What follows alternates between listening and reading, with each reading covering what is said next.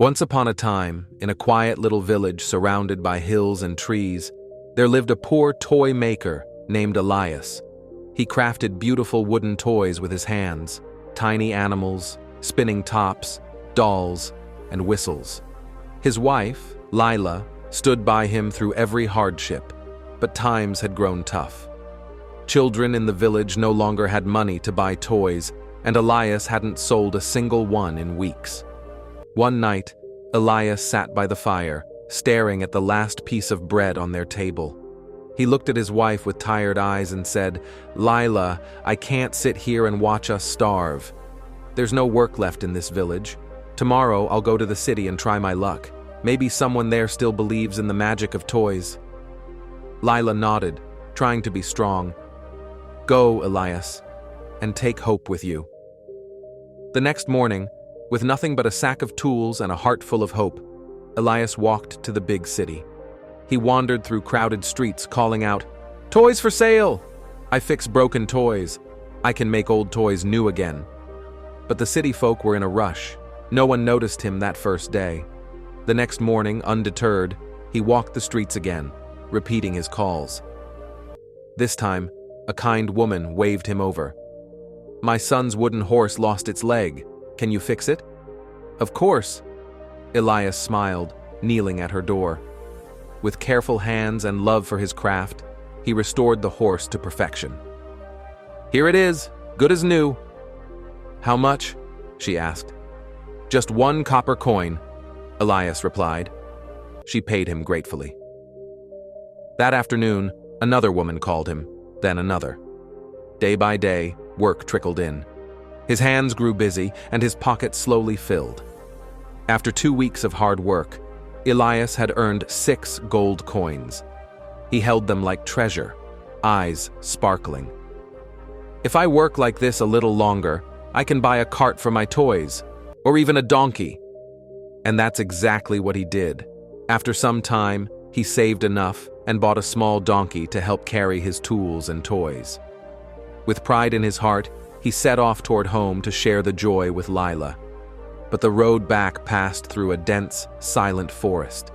The trees stood tall, shadows long. As Elias walked, he spotted a group of rough-looking thieves blocking the path. His heart thumped. "Oh no! If they take my money, I'll be poor again. I need to think fast." Quickly, Elias took 1 gold coin and tied it to his donkey's neck with a piece of twine. Then he marched forward, trying to look calm. The thieves stopped him. "Hand over everything you have." I'm just a toy maker," Elias said, trembling. "I have nothing but this donkey." Just then, the donkey shook its head, and the gold coin fell to the ground with a clink. The thieves gasped. "Where did that come from?" Elias paused dramatically, then whispered, "This donkey lays gold coins, but I don't want to sell him. I need him." The leader's eyes widened. "Sell him to us. We'll give you 50 gold coins." Elias pretended to think. "Only if you promise to share him.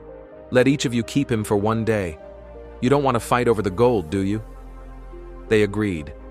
Elias took the 50 coins, handed over the donkey, and walked away with a grin hidden behind his tired smile.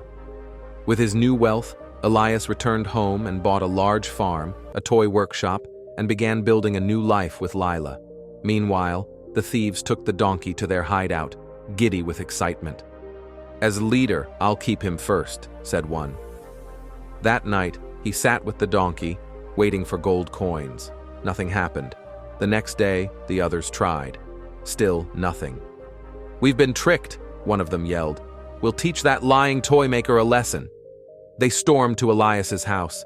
He spotted them from afar and whispered to Lila, "Listen carefully. When they come, say I'm in the field. Then send our dog, Patch, to fetch me." The thieves arrived.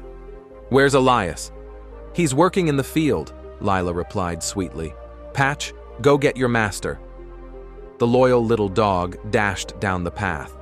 A while later, Elias came strolling back. The thieves stared in disbelief. "Your dog actually fetched you?" "Of course," said Lila. Whenever I need Elias, Patch finds him. The thieves were amazed. "We want to buy this dog." Elias hesitated. "He's like family.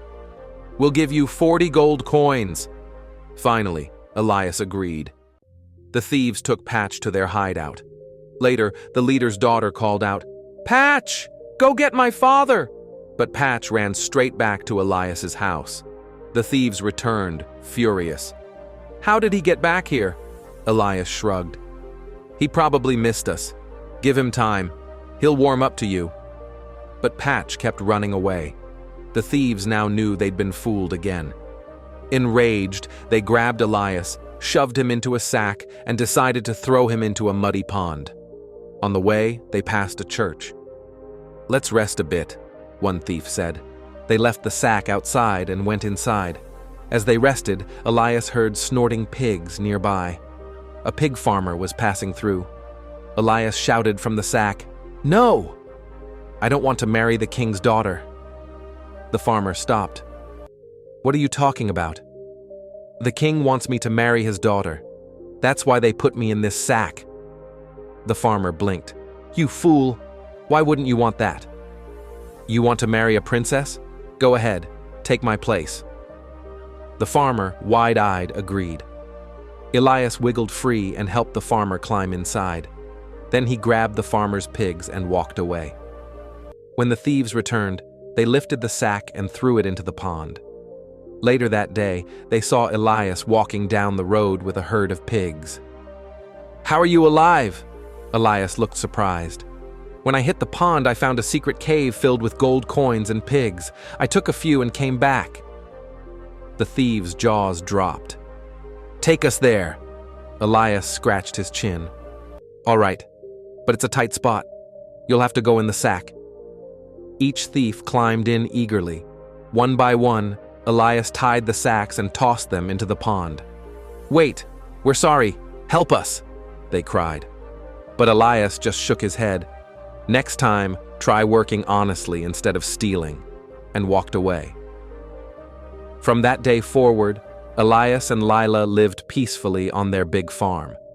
His toys brought joy to children across the land, and his cleverness remained a legend. Moral of the story: quick thinking and cleverness can help us overcome even the hardest situations. Elias used his intelligence, not violence, to turn danger into opportunity. On the other hand, greed and dishonesty only led the thieves to ruin. Hard work, smart thinking, and honesty always lead to success. The end.